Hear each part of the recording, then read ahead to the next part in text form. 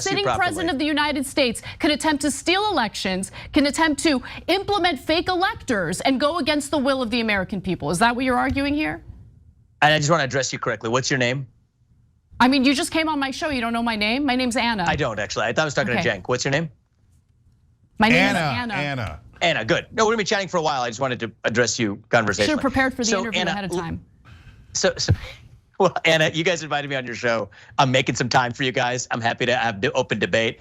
Let's get some facts actually straight here. Hey there, guys. Welcome to the channel. So what happens when a Democrat presidential candidate invites a disruptive, anti-establishment Republican presidential candidate on one of the most popular and forward-looking progressive podcasts that the left has to offer? Well, if you would have imagined, if you would have guessed that maybe some common ground would be found and at least a few of the world's problems would be in danger of being solved, you could not be farther from the truth. You are absolutely wrong. If you guessed that it would be all about one inherently evil and unnaturally orange guy that they can't even name, you nailed it. You said that you would pardon Donald Trump on these unjust charges. So if you pardon him on taking national secrets without permission, not returning them, lying to the FBI, etc., does that mean that Joe Biden is allowed to do the same thing? That he could just take national secrets, show them to anyone he likes? Even after he's president, he could just take the documents, bring them home, show them to anyone he likes, and maybe other people too, anyone who's got access to national secrets. Can they just show them to everyone? Or is it just a special privilege that Donald Trump gets to have because you like him? Well, it is whether you like the law or not, I believe in this thing called the law. And the law does give what's that? I say I'd love to see it because Donald Trump has broken about a dozen laws, and you'd say you'd pardon him on every one of those criminal actions. Well, so okay, prove it.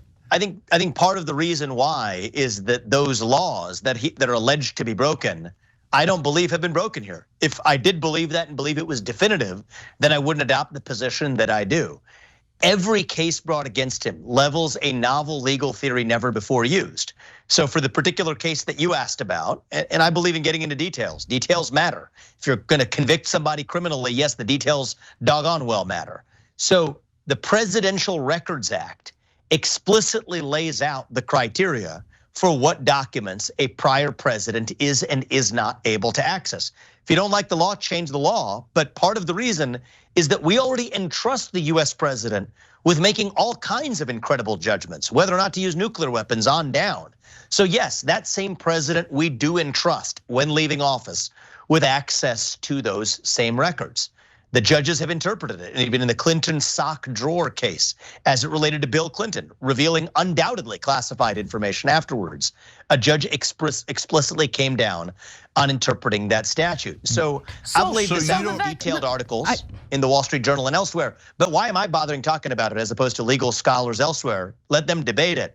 My job is to unite this country, and I do not think it sets a good precedent when the president of the United States and the Justice Department under him uses police force to indict its political opponents in the middle of an election and then issue gag orders to say that that opponent during the presidential election can't even talk about that relevant set of issues. I just don't think that's a good precedent, and I don't want to see that in one direction or the other. That's wrong. Do you believe it's a good precedent to implement a slate of fake electors to overturn the results of our democratic process and go against the will of the American voters? So here's where we're at so far. After everything Vivek just laid out, talking about indictments that are contrary to already settled presidential records law, talking about constitutionally questionable raids at best, and talking about literally really obscene gag orders meant to do nothing helpful, only interfere with elections.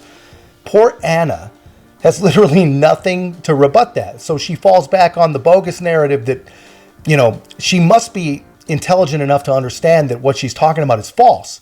There were no fake electors.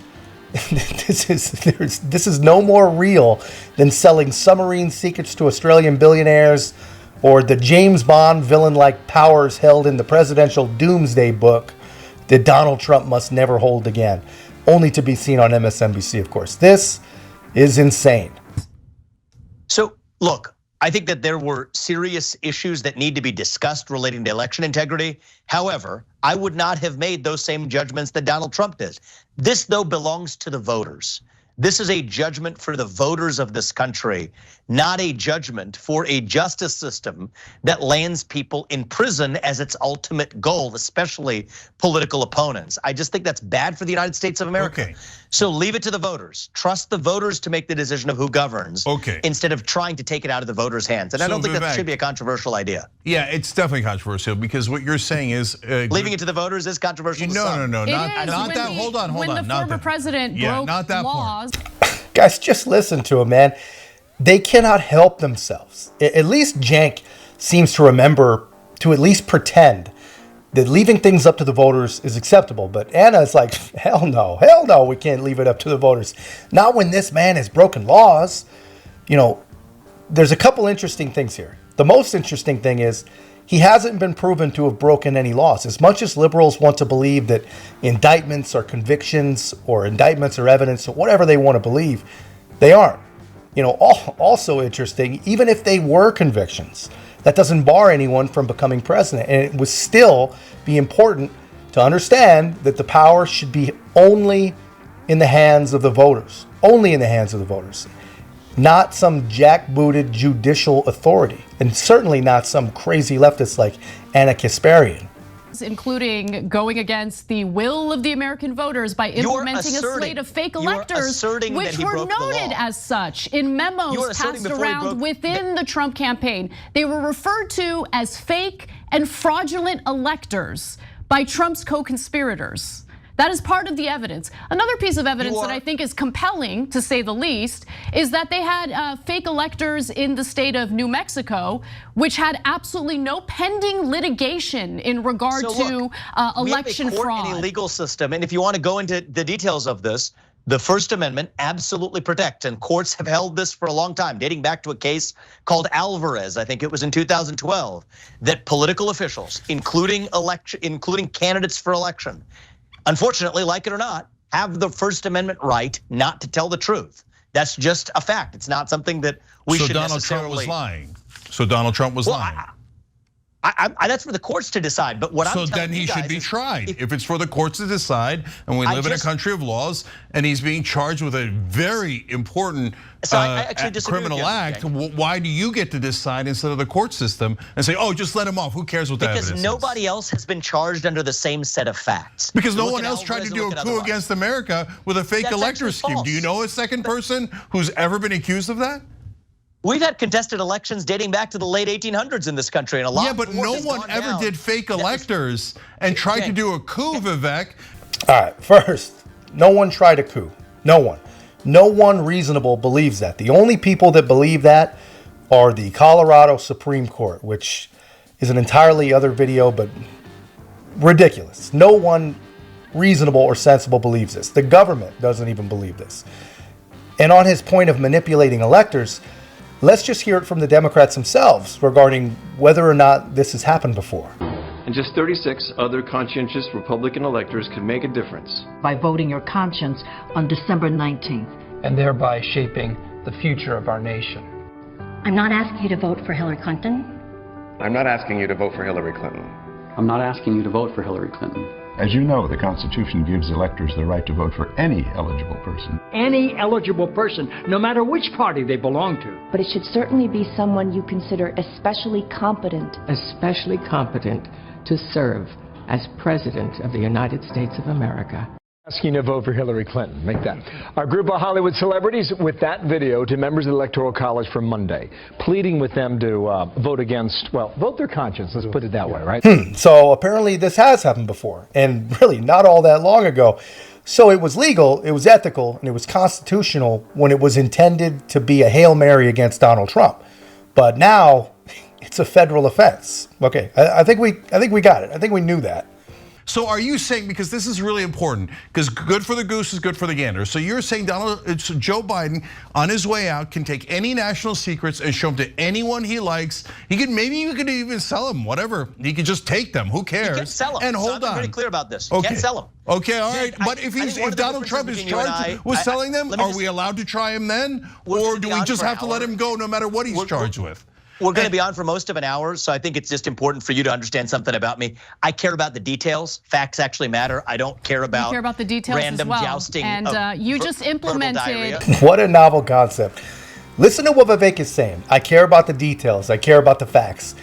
It feels like to me like he's actually trying to warn them here. Like, I think he's saying, look, guys, we're going to do this, but you're going to have to do a little bit better than hyperbole and scary words, or I'm going to be forced to absolutely destroy you. So knock off the emotion, knock off the yelling, and let's everyone just be intellectually honest for just a moment and say that if you saw the same set of facts, the same set of laws manipulated to work against a Democrat, you'd absolutely lose your minds. But no, they don't get that message. Anna interrupts the poor guy and then literally yells at him for interrupting her interruption just moments later. You got to love lib logic. Most of an hour, so I think it's just important for you to understand something about me. I care about the details. Facts actually matter. I don't care about, the details random as well. jousting. And you just implemented a law having to do with political speech of a president and extended it to the actions of the president. If the actions of the president are criminal, he should be held to the same. Excuse me, I'm still speaking. Can you please let me finish my statement?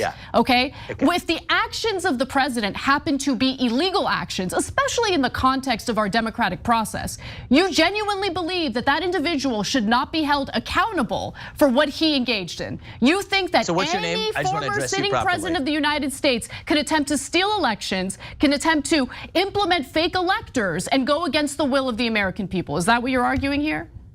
And I just want to address you correctly. What's your name? I mean, you just came on my show. You don't know my name? My name's Anna. I don't, actually. I thought I was talking to Cenk. What's your name? My name is Anna. Anna, good. No, we're going to be chatting for a while. I just wanted to address you conversationally. Should have prepared for the interview ahead of time. Well, Anna, you guys invited me on your show. I'm making some time for you guys. I'm happy to have open debate. Let's get some facts actually straight here. I thought you were detail-oriented. I don't know. It's just you're the one. You are making. I didn't mean that as a personal affront, and I promise you. And I'm looking forward to getting into substance with you.